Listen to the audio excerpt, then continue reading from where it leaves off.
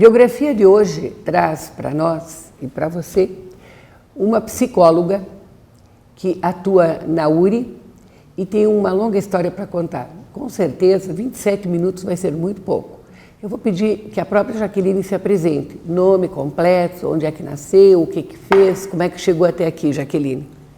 Tá bem. Obrigada pelo convite, né, Ana, por estar aqui.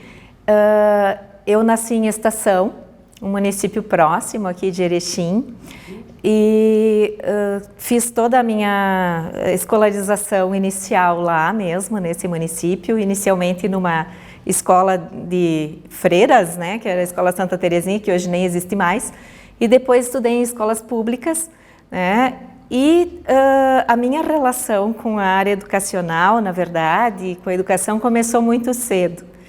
Eu sempre gostei de estudar, de aprender, e quando eu era criança ainda, eu lembro que eu alfabetizei a minha irmã. A minha irmã tem 2 anos de diferença de idade comigo, e quando ela começou a ir para a escola, porque eu brincava de aulinha, né, e ela acabou se alfabetizando nas nossas brincadeiras, assim. Então eu sempre gostei dessa relação. Você é professora por natureza. Eu acho que sim. Eu sempre gostei da docência, sempre gostei dessa relação com a aprendizagem. Né? E aí, quando eu estava no ensino fundamental, que eu ia passar para o ensino médio, eu tive uma professora de português que era austríaca. Nossa! E ela era, né, religiosa, a irmã Ana. E rígida. Rígida. E aí ela me dizia assim, tu tem que fazer magistério. Porque na época o curso de magistério de ensino, né, era de segundo ensino grau. médio, era um curso muito bom, assim, e muitas meninas faziam, a maioria era meninas. E era muito na moda. Isso. Né? Tinha até uniforme específico. E tinha na Escola Santa Clara, em Getúlio, como eu morava lá, né, em Estação, ficava próximo, e aí eu não quis fazer magistério. Não quis? Não quis. Não sei o que aconteceu, eu resolvi, porque tinha uma discussão na época entre se preparar para o vestibular, fazer um curso profissionalizante. Eu acabei indo para um curso que se chamava auxiliar de escritório, que na verdade era um curso de preparação para o vestibular. Na época tinha científico, clássico, magistério, contador, né? Isso mesmo. E aí eu fiz então auxiliar de escritório numa escola pública e decidi fazer psicologia, vestibular para psicologia. E, na época, essa profissão era bem desconhecida, assim, né? A minha família disse, mas tu vai fazer o quê, né? Como? Será que alguém vai ir conversar, falar dos seus problemas com um desconhecido? Como é que vai ser isso, né? Tinha muito mito ainda. Aí eu fiz na UPF, curso de psicologia, e ao mesmo tempo cursei a licenciatura, né? A licenciatura plena em psicologia, porque, né, a coisa da licenciatura nunca saiu da minha cabeça. E a minha primeira experiência profissional, isso há mais de 30 anos atrás, foi numa escola. Eu estava grávida na época, quando me formei, e aquela coisa de você começar a trabalhar logo e querer ir para a prática, né? Eu fui pedir trabalho para a irmã Mariana Dalmagro, que era diretora da Escola Santa Clara, em Getúlio. Na própria escola onde você ia estudar. E aí ela, na verdade, me indicou aqui para a Escola São José, e eu comecei a minha vida profissional aqui na Escola São José, em Erechim. Eu acredito que fui a primeira psicóloga a trabalhar ali na Escola São José, junto ao setor de orientação educacional. A professora Ivani Greck, na época, Zafari Greck trabalhava ali. Ivani Zafari Greck. Ela era orientadora educacional da escola.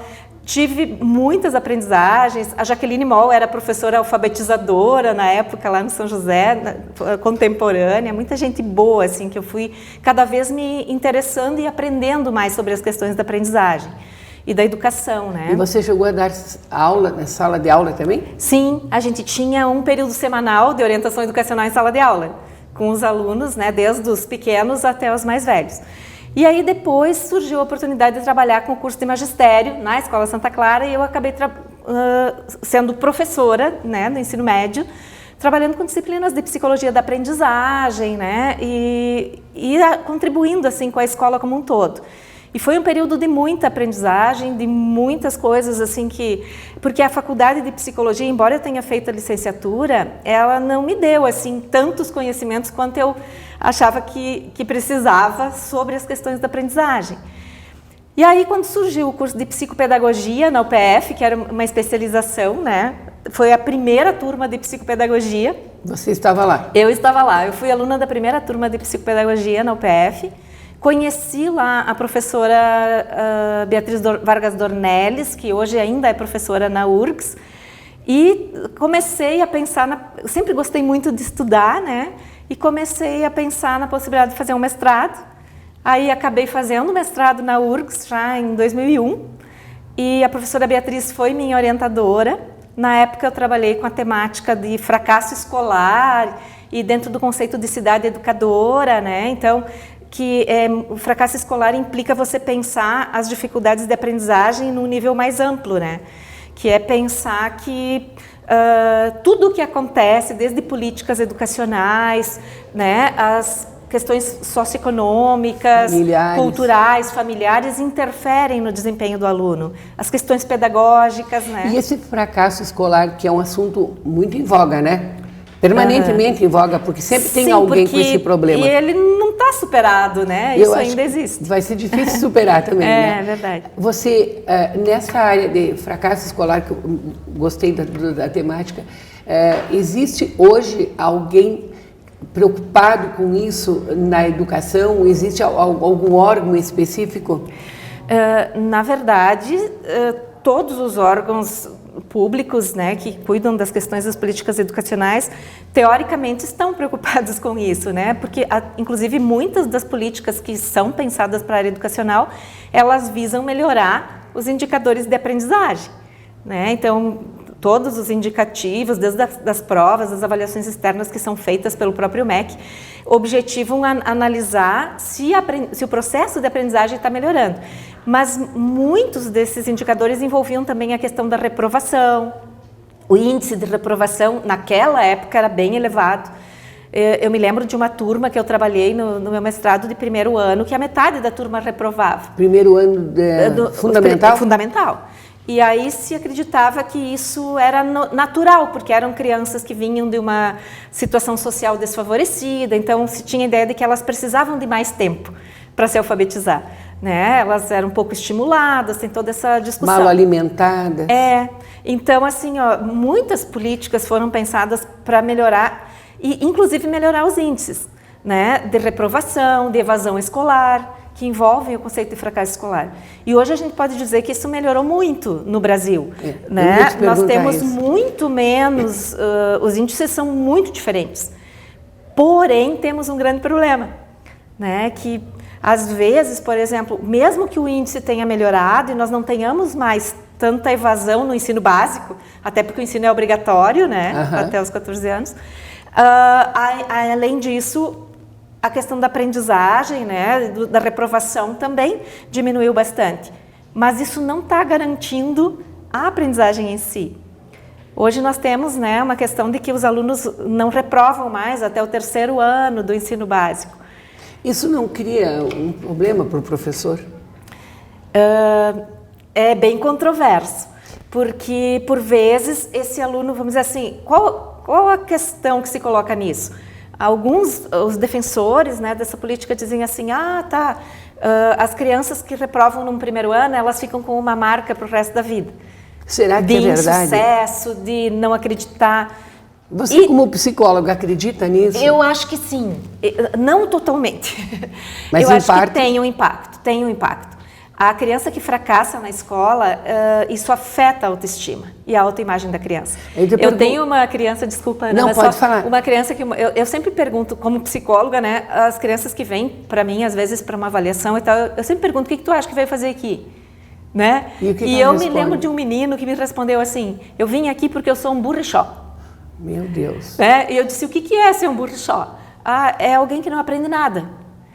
Porque era um menino que tinha dificuldades escolares, né? Então, se constitui essa ideia de que se eu não aprendo na escola, eu sou diferente. Eu não aprendo em lugar nenhum. Tá, mas eu te perguntar uma coisa. Nós estamos num ambiente aqui altamente didático, né? Tem tudo nessa sala aqui. Esta é a sala ideal para uma alfabetização?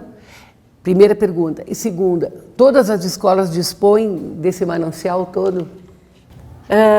Eu acredito que não, que nem todas as escolas têm a mesma estrutura, têm as mesmas condições. A gente tem no Brasil uma diferença, né, muito grande, dependendo da região também.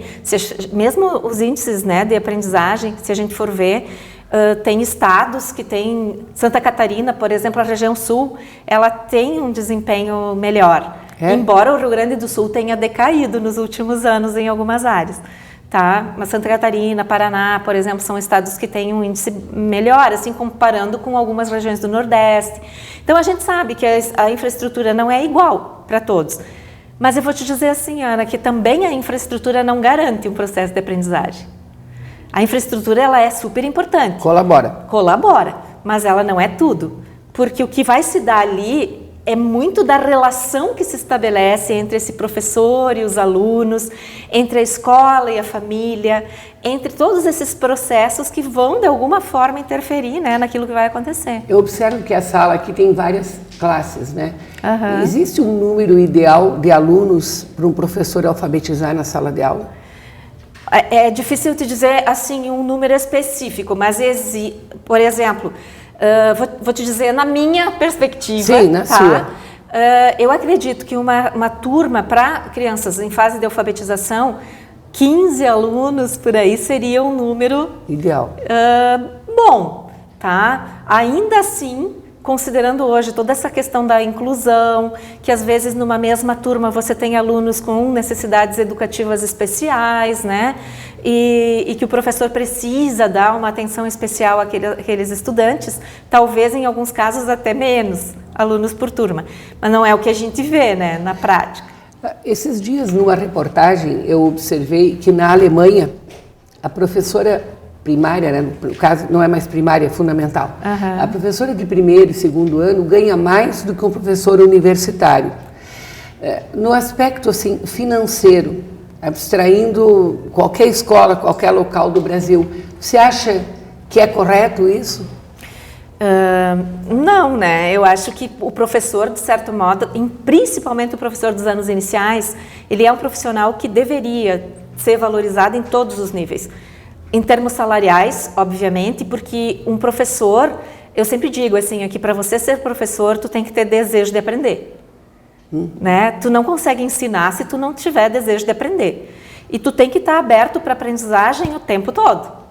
Né? Tanto que a gente segue, né? Eu mesmo agora já quase em vias de aposentadoria, eu sigo estudando, eu sigo aprendendo, porque senão tu não consegue trabalhar na docência, né? E para poder fazer isso, tu tem que ter recursos. Como que um professor vai poder investir na sua formação? Hoje, obviamente, que nas escolas públicas tem todo um processo de formação continuada, os professores seguem estudando, mas às vezes aquele professor deveria ter essa condição, sabe? De poder trabalhar um pouco menos para investir mais no seu próprio processo de planejamento.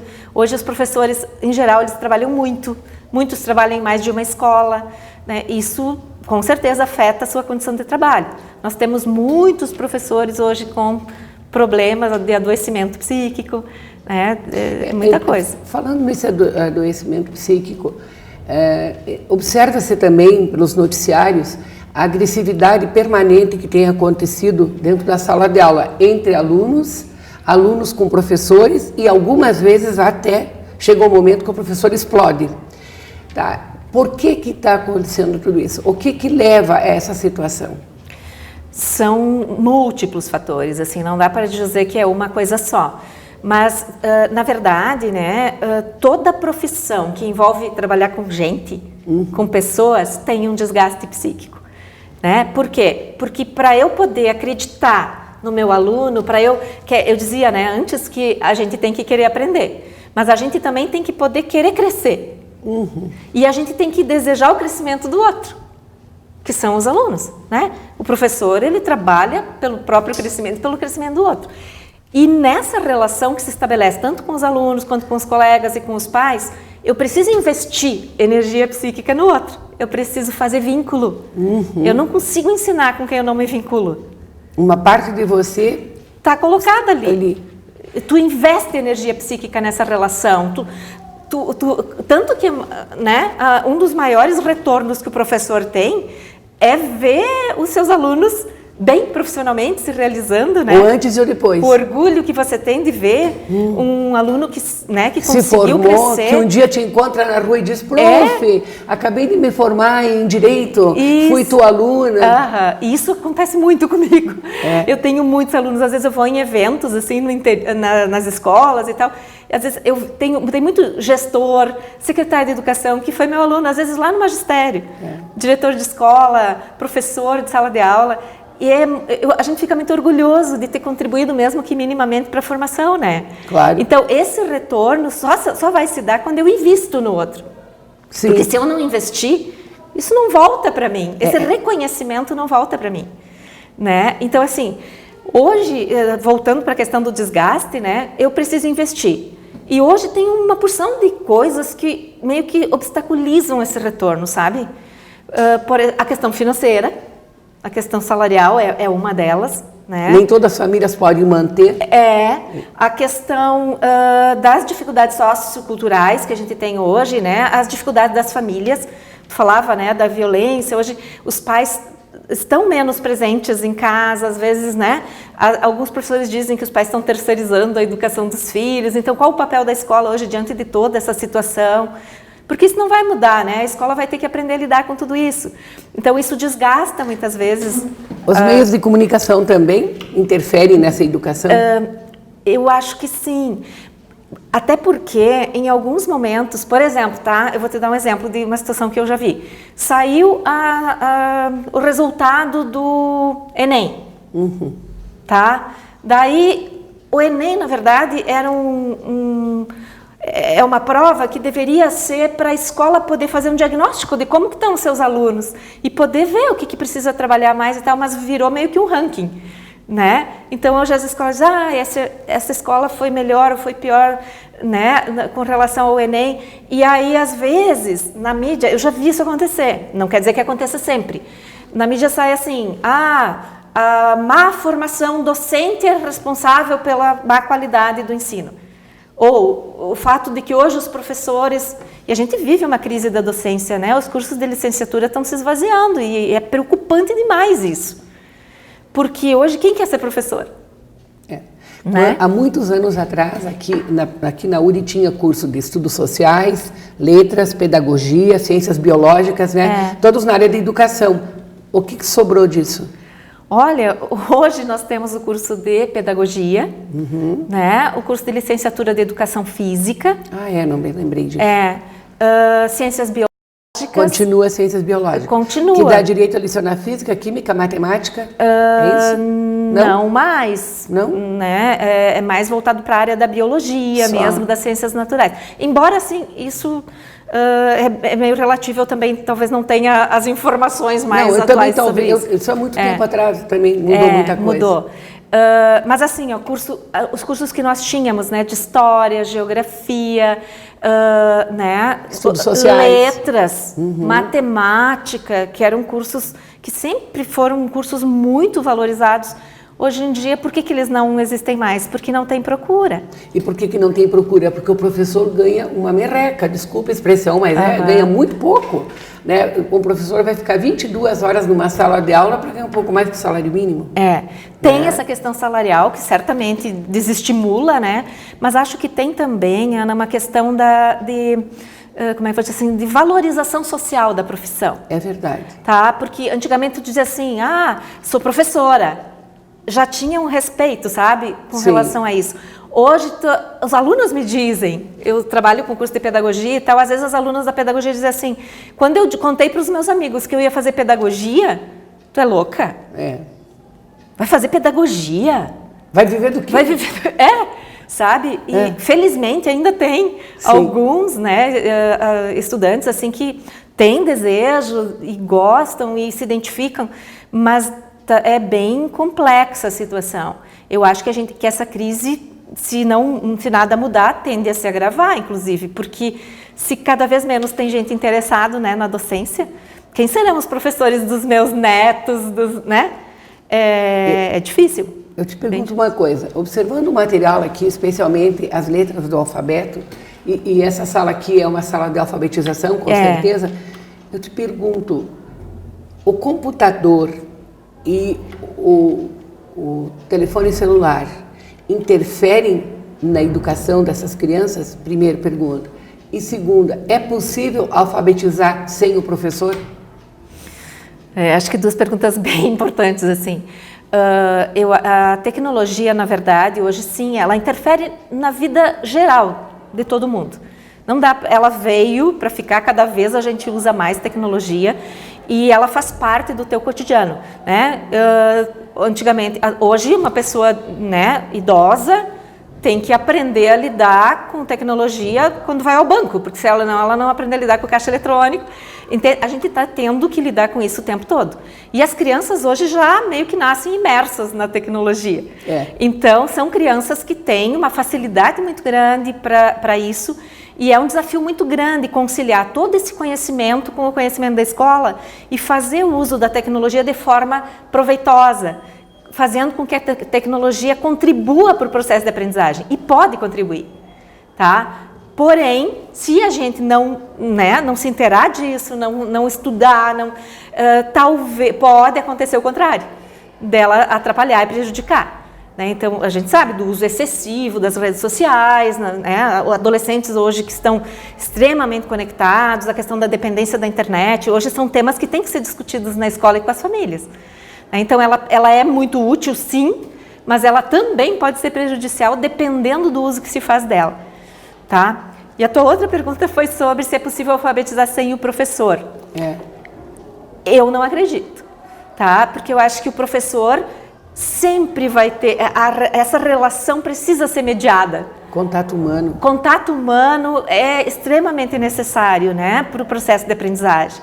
E eu acredito que essa relação nunca vai ser substituída, né? Hoje a gente tem o ensino à distância que funciona muito bem em muitas situações, mas não se aplica tudo e a todas as áreas. Existe um limite. Existe um limite, né? Que é esse limite que vai ser dado por essa relação que precisa se constituir. Eu fiz nessa época, né, do mestrado, eu fiz uma entrevista com alunos de ensino médio. Porque eu trabalhei com crianças numa escola em que a maioria não continuava a estudar. No ensino médio, eles iam para o trabalho. Eram, né, de um nível socioeconômico, mas precisavam trabalhar. Ajudar a família. Mas alguns iam para o ensino médio. E eu pensei, a gente sempre pesquisa os que não vão, né? Os que têm dificuldade. Vamos ver o que esses têm para dizer. E quando eu fui entrevistar os alunos que continuaram estudando, duas coisas salientaram. Primeiro, a família. Eles eram filhos de pais que valorizavam o estudo e a escola. E não eram pais instruídos. Os meus pais mesmo estudaram até o 5º ano. Mas fizeram questão que você fizesse faculdade. Valorizavam o estudo, né? Essas histórias são muito comuns. São. E esses alunos me diziam, os meus pais não tiveram oportunidade de estudar, mas eles sempre me dizem, como meus pais me diziam, o estudo vai ser a tua herança. Sabe? E é uma verdade. É porque é aquilo que ninguém te tira. Ninguém te tira, né? Aquilo que tu aprende fica contigo. E o segundo aspecto era assim, uma ideia que eles construíram durante o processo de escolarização de que eles eram capazes, que eles eram bons alunos. Algum professor fez diferença na vida deles, estimulou, dizendo, vocês podem. E esses alunos continuaram estudando. Vê que o estímulo faz a diferença. Muito, muito. Porque o que a gente faz na vida, Ana, faz parte da nossa identidade. Sem dúvida. Eu estou falando para ti aqui, eu sou psicóloga, eu sou professora, mas aqui quando alguém fala comigo, eu me apresento, eu sou a professora Jaqueline. Faz parte de mim. O título de professor fica marcado. Fica. Jaqueline, se hoje... digamos, hoje tivéssemos que fazer uma reformulação na educação, não digo em Erechim, né, mas de maneira geral, no âmbito nacional, e você fosse convidada para participar disso, o que você sugeriria? Pergunta difícil. Eu não combinei nada contigo. Não, mas assim, eu acho que passa por um investimento na profissão docente, tá? Desde investimento financeiro como investimento na formação continuada, cada vez mais. Eu vejo muito assim que a escola acaba nos gestores, porque quem faz gestão educacional é muito importante. que a gente fala, né, que tem a gestão pedagógica, a gestão administrativa, a gestão financeira da escola e a gestão pedagógica e de pessoas. Às vezes se foca muito na gestão administrativa e financeira e a pedagógica fica em segundo plano. A gestão pedagógica, que é a gestão da aprendizagem, é essencial, porque é por isso que existe a escola. Então, investir nos processos de aprendizagem, né, dando condições de trabalho, inclusive para aqueles alunos que têm mais dificuldade. E, além disso, tentar trabalhar dentro da perspectiva, né, de que a educação é responsabilidade de todos. Que se vai bem ou se vai mal não é culpa ou só do professor, ou né? A educação é responsabilidade de todos, a educação é responsabilidade da cidade. É minha, é tua, é de todo mundo. Né? É das famílias. Então, essa integração com a comunidade, da escola com a comunidade, da escola com a família, eu acho que isso é bem importante e necessário. E nem sempre ela acontece. Às vezes a escola está muito distanciada do ambiente sociocultural das famílias, né? A família está muito distanciada do trabalho da escola e isso só prejudica o processo. Jaqueline, uma instituição grande como é a URI, veja bem, nós estamos aqui numa sala de primeiro ano de alfabetização, mas você atende o professor daqui e o professor do curso de medicina, por exemplo. Sim. Como é que se consegue atender esse leque tão grande? O nosso tempo está quase no fim, mas eu queria que te explicasse isso, por favor. Tá. Na verdade, aqui a Escola de Educação Básica, ela tem um projeto de formação continuada com os professores, e um trabalho com as famílias, que há muito tempo vem sendo desenvolvido, realizado pela própria escola, pelas pessoas que fazem a gestão da escola. Eu, neste momento, né, até pela minha formação, eu acabei depois fazendo doutorado também na área da aprendizagem. Eu estou no núcleo de formação docente da URI, que é um núcleo voltado para a formação dos professores em serviço. Porque quando entra um professor no curso de medicina, que nem você citou, ele é médico. Né? Então, ele precisa, na verdade, se tornar professor. E ele não fez uma licenciatura. Então, todo esse processo de trazer essa discussão, né, é uma adaptação. É uma adaptação. E a pessoa precisa ter muito desejo de estar ali, com certeza. Jaqueline, falando em desejo, eu desejaria falar com você mais umas 3 horas. Quem sabe numa outra oportunidade. Sim. Eu sinto um prazer muito grande de ter conhecido você hoje aqui. Igualmente, Ana. Igualmente. E voltei para uma sala da URI também, que eu também iniciei minha vida profissional como professora aqui dentro, quando ainda era dependente de Passo Fundo, isso há 40 anos atrás. Matei a saudade dos corredores aqui.